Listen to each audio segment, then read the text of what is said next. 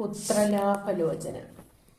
അമിത ഗുണവാനാൻ നൃപതി ദശരഥൻ അമലൻ അയോധ്യാധിപതി ധർമാത്മാ വീരൻ അമരകുലവര തുല്യനാം സത്യപരാക്രമൻ അങ്കജസമൻ കരുണാരത്നാകരൻ.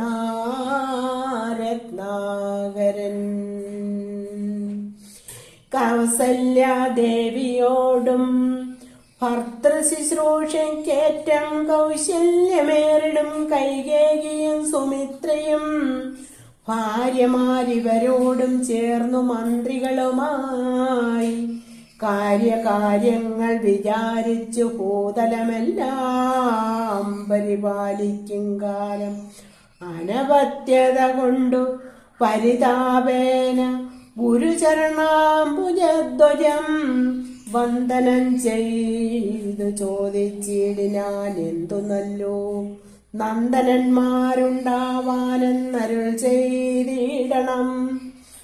പുത്രന്മാരില്ലായകയാൽ എനിക്കു രാജ്യാദിസമ്പത്ത് സർവവും ദുഃഖപ്രദമെന്നറിഞ്ഞാലും വരിഷ്ഠ തപോധനൻ വസിഷ്ഠനതു കേട്ടു ചിരിച്ചു ദശരഥ നൃപനോടരുൾ ചെയ്തു, നിനക്കു 4 പുത്രന്മാരുണ്ടായി വരും, നിനച്ചു ഖേദിക്കേണ്ട മാനസീ നരപതേ.